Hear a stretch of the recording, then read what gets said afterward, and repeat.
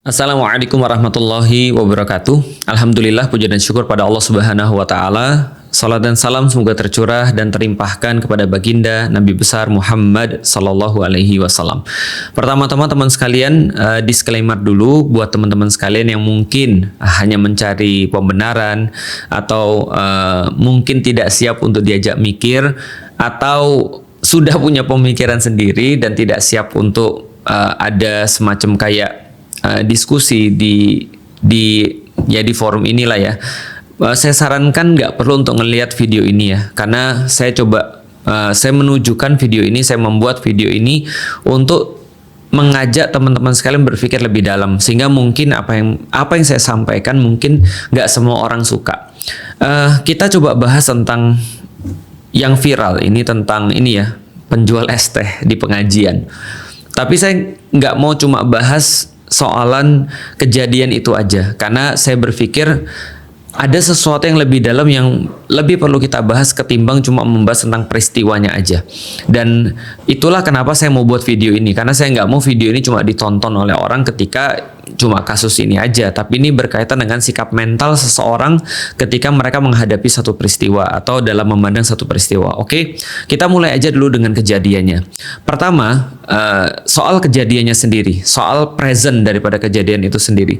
Pertama-tama, bagi saya secara pribadi sangat tidak etis dalam satu forum misalnya, lantas kita itu menggunakan kata-kata yang tidak pantas dengan cara pengucapan yang juga menyinggung orang. Itu adalah sesuatu yang secara etis jelas sesuatu yang tidak tepat ya.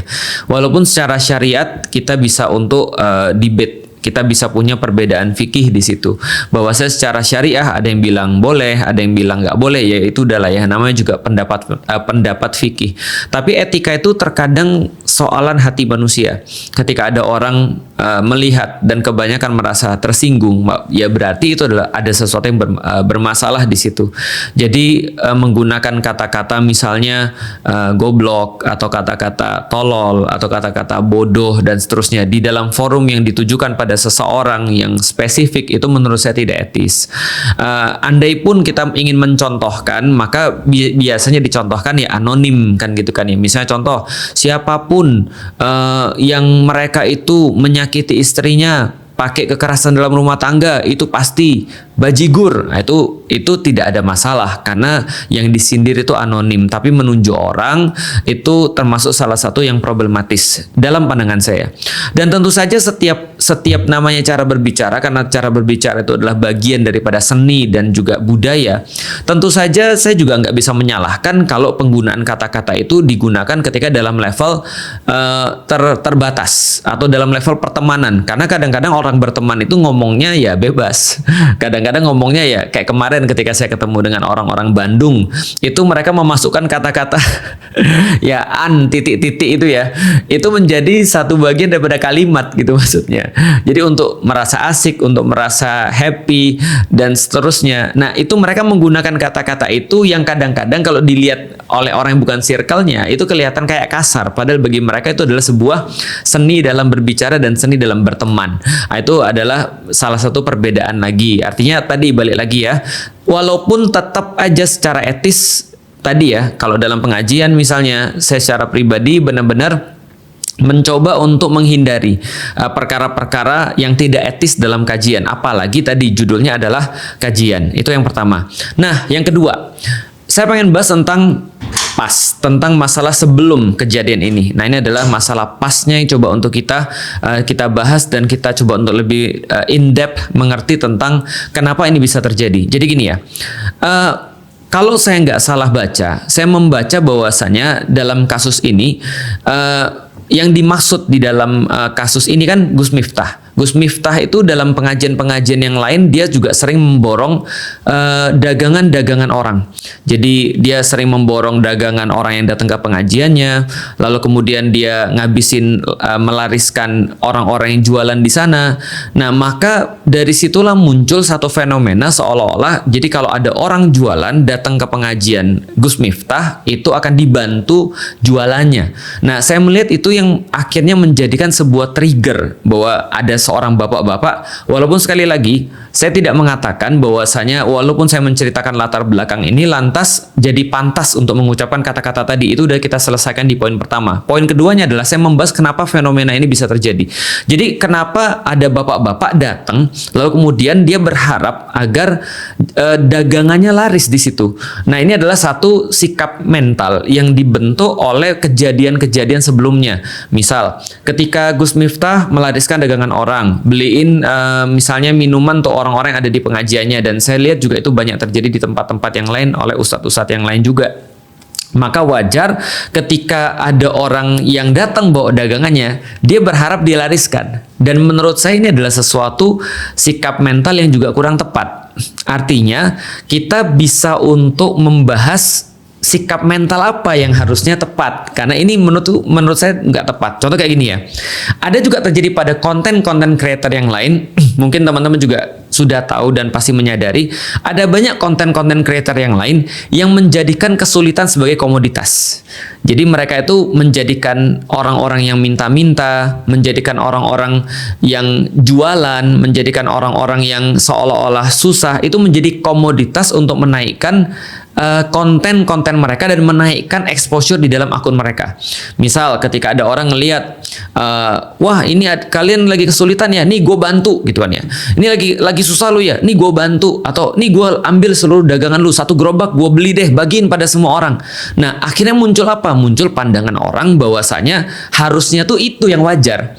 Harusnya tuh kayak gini. Ini tuh sudah wajar. Aku tuh wajar dibantu. Aku tuh harus dibantu. Nah menurut saya ini mungkin mental yang nggak tepat. Kejadian pada konten-konten creator semacam ini bukan cuma satu atau dua orang, adalah orang-orang datang ke dia untuk minta bantuan, kan gitu. Karena di dalam kepala orang ketika ngelihat kontennya bahwasanya orang-orang ini memang membantu. Mereka nggak ngerti bahwa itu cuma konten gitu maksudnya.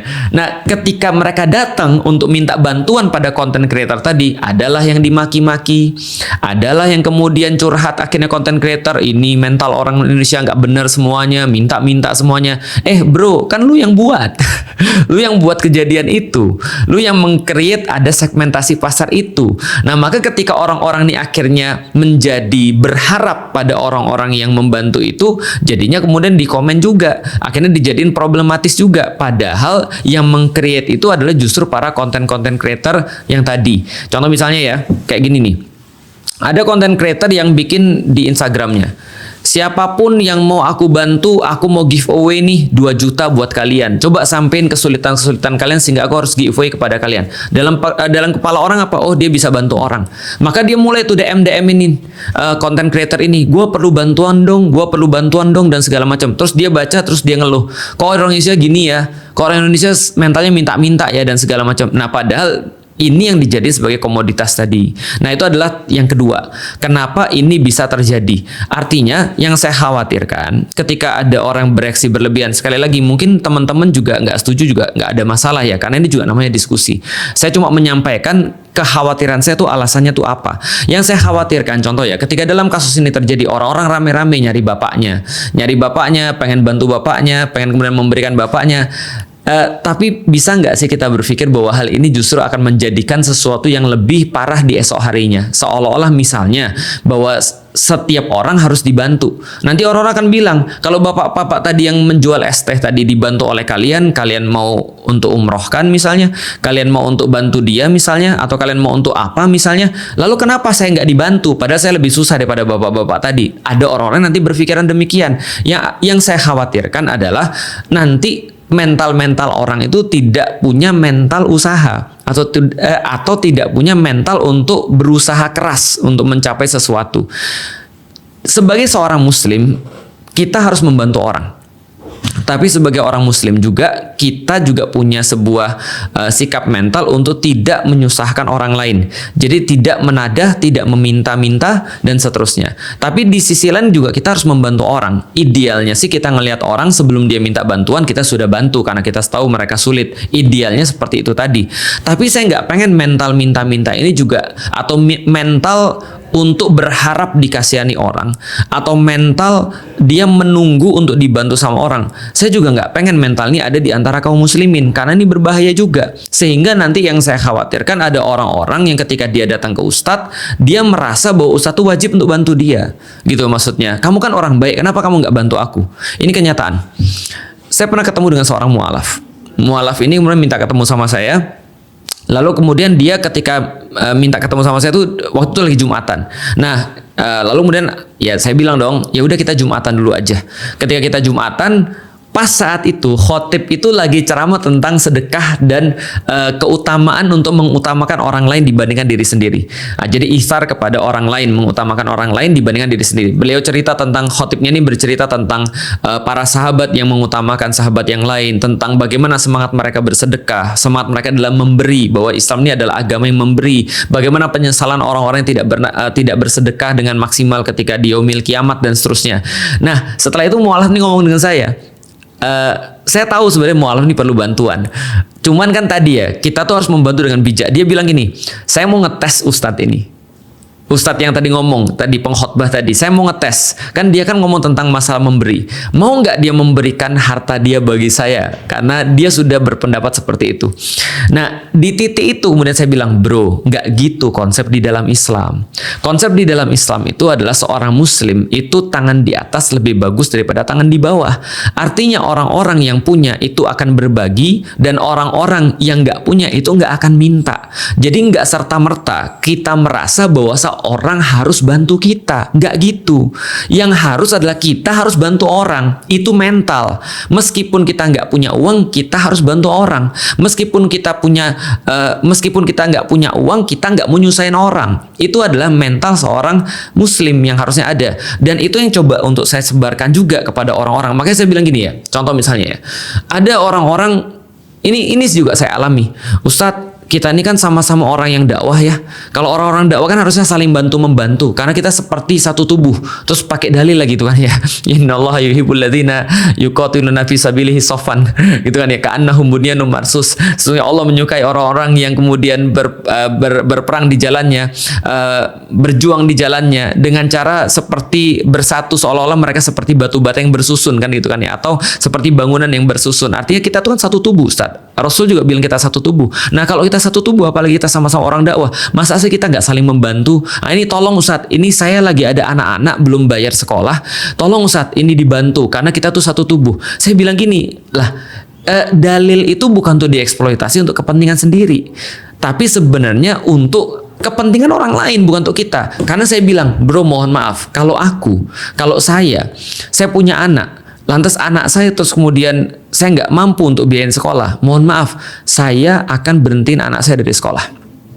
Kenapa? Simple. Karena saya punya pilihan untuk anak saya sekolah atau tidak. Gitu loh maksudnya. Artinya ini penting banget soalan mental. Makanya kalau kita sekarang kemudian menunjukkan rame-rame untuk kemudian menolong bapak tadi, itu bagus. Cuma tolong dipikirkan caranya biar nggak memunculkan masalah yang baru. Karena nanti kalau semua itu terjadi, lah ini sampai kapan kita mau melakukan ini? Mau melakukan dalam tanda kutip so-called menjadi pahlawan ini? Ini mau sampai kapan? Kita nggak nyentuh akar masalahnya apa. Kalau setiap orang-orang miskin itu harus diurus oleh orang-orang muslim, itu juga bukan yang menjadi solusi yang diberikan di dalam agama. Karena agama itu memberikan solusi berdasarkan permasalahannya sendiri-sendiri. Artinya permasalahan kemiskinan yang ada di Indonesia, coba bayangkan berapa banyak, dan kezoliman-kezoliman yang terjadi di Indonesia, kalau semua diserahkan pada individu dan komunitas untuk bisa menyelesaikan permasalahan itu, maka itu nggak akan selesai, gitu maksudnya.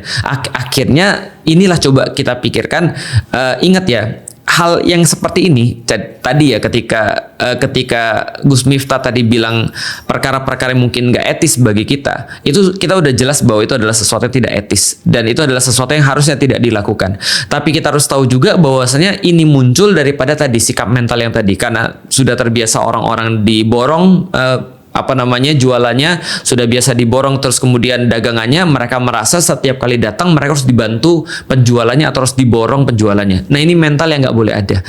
Kalau mental orang pengusaha seharusnya seperti apa? Ya udah, dia datang, dia berusaha dengan semaksimal mungkin. Kalau andaikan pada saat itu ustadznya mau membeli lalu kemudian untuk menggratiskan pada jamaahnya, berarti itu kebaikan daripada ustadznya, bukan sebuah kewajiban yang harus dilakukan. Jadi ini sikap mental juga harus saya kritik. Itu yang kedua. Yang ketiga, teman-teman sekalian, efek daripada kejadian ini. Efek daripada kejadian ini, orang bilang, nah itulah kenapa orang-orang tuh harusnya tidak dibodohi oleh agama. Saya bilang bukan dibodohi oleh agama. Agama itu sudah saya sampaikan dalam banyak sekali kesempatan. Agama itu mencerdaskan. Agama itu mencerdaskan orang. Dan salah satu kemudian kualifikasi untuk orang beragama itu harus mikir. Ketika mereka mikir dikit aja, maka agama itu cocok bagi mereka dan agama akan mencerdaskan mereka. Jadi agama itu tidak pernah membodohi orang. Yang membodohi orang itu manusia. Ingat bahwa agama tidak pernah membodohi orang. Yang membodohi orang itu adalah manusia. Manusia bisa membodohi orang, tapi agama nggak mungkin membodohi orang. Karena agama itu mencerdaskan. Coba lihat bagaimana kemudian orang-orang yang ada di Arab, sebelum datangnya Islam, yang ada di Jazirah Arab atau di Hijaz atau di Mekah dan di Madinah, sebelum datangnya Islam, itulah mereka disebut dengan jahil, mereka disebut dengan bodoh. Nah, ketika Islam datang, Islam mencoba untuk mengajarkan mereka berpikir kritis. Coba pikir kritis, apa bedanya antara laki-laki dan perempuan? Kenapa laki-laki lu pelihara, perempuan lu bunuh, kan gitu kan ya? Coba berpikir kritis, apa sih kemudian yang menjadi keutamaan antara orang-orang Arab dibandingkan orang-orang Ajam yang selain Arab? Kenapa kalian menjadikan kulit hitam itu budak? Padahal mereka sama-sama terlahir dari seorang ibu, dari kemaluan gitu kan ya. Lalu kemudian mereka kenapa dibedakan berdasarkan dengan warna kulit? Itu berpikir kritis yang diajarkan oleh Islam. Kenapa kalian menjauhi perempuan pas lagi haid?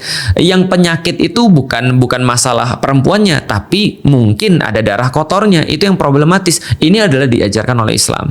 Jadi Islam sebenarnya mencerdaskan, agama itu mencerdaskan, yang membodohi itu manusia. Maka manusia membodohi manusia yang lain dengan seolah-olah bertingkah bahwa dia ngerti agama. Itu sebenarnya. Jadi bukan dibodohi oleh Islam atau dibodohi oleh agama. Saya agak kurang setuju dengan pendapat atau dengan anggapan seperti itu, seolah-olah ya itulah di Indonesia makanya kita tuh jangan mau dibodohi oleh agama. Enggak sih, saya nggak setuju dengan itu.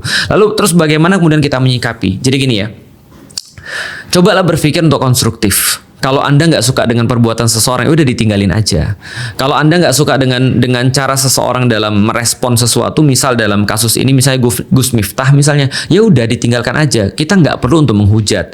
Kita nggak perlu untuk semacam kayak ya melakukan hal yang sama. Contoh misalnya kita bilang, wah bener-bener ya segala macam lah. Saya nggak mau masuk ke situ ya. Artinya kalau kita nggak suka, kita lebih konstruktif aja. Berarti idealnya pengajian menurutmu seperti apa? Kalau idealnya menurutmu pengajian adalah harusnya mengajak orang untuk berpikir kritis, ya ayo kita bantu orang-orang yang kita anggap menaikkan berpikir kritis dalam kajian-kajian. Kalau misalnya menurut kita kajian itu harusnya mengajarkan agar akhlak kita lebih baik, ayo kita bantu orang-orang yang kita anggap bisa mengajarkan akhlak yang lebih baik di dalam pengajian-pengajiannya. Artinya menurut saya tidak perlu untuk kita terlalu menghabiskan waktu kita dan kita terlalu capek untuk membahas atau bahkan melakukan hal-hal yang kontraproduktif seperti ikut menghina, seperti ikut misuh dan seterusnya. Ya udah cukup kalau kita nggak suka ya kita support aja yang kita suka atau kita buat sesuatu yang kita suka. Nah, menurut saya sih lebih bagus seperti itu sih. Sekali lagi, tentu saja nggak ada masalah dalam berbeda pendapat ya. Artinya termasuk perkara-perkara tadi yang sensitif tadi ya, soalan yang kedua tadi tentang bagaimana sikap mental yang seharusnya. Karena saya juga berpikir tidak bagus ketika orang tuh dapat bantuan terus-menerus. Karena ingat setiap bantuan termasuk bantuan langsung tunai itu atau bantuan apapun itu setiap kali bantuan yang bersifat free atau bersifat effortless itu datang, itu merenggut orang untuk efforts dalam sesuatu. Makanya orang-orang kan ada yang bilang dalam satu pepatah, kalau engkau kasih orang sekali dia akan berterima kasih. Kalau engkau kasih orang 2 kali dia akan merasa biasa. Kalau engkau kasih orang 3 kali, dia akan expecting. Kalau engkau kasih orang 4 kali, dia mulai merasa bahwa ini adalah sesuatu yang seharusnya. Kalau engkau kasih orang berapa kali tadi? 4 kali ya? 5 kali. Itu dia mulai marah kalau kamu nggak ngasih. Dan saya nggak tahu. Tapi kalau saya bukan meyakini, saya mengalami itu berkali-kali dalam hidup saya. Sehingga saya mencoba untuk lebih selektif dan bijaksana, karena tidak semua yang kita kasih itu bisa menolong orang. Kadang-kadang sering kali mendidik mental seseorang itu lebih penting daripada memberikan dia sesuatu yang bersifat fisik. Kalau kita sudah berhasil mendidik seseorang dengan sesuatu yang bersifat mental, maka dia akan berterima kasih mau berapa kali pun kita berikan.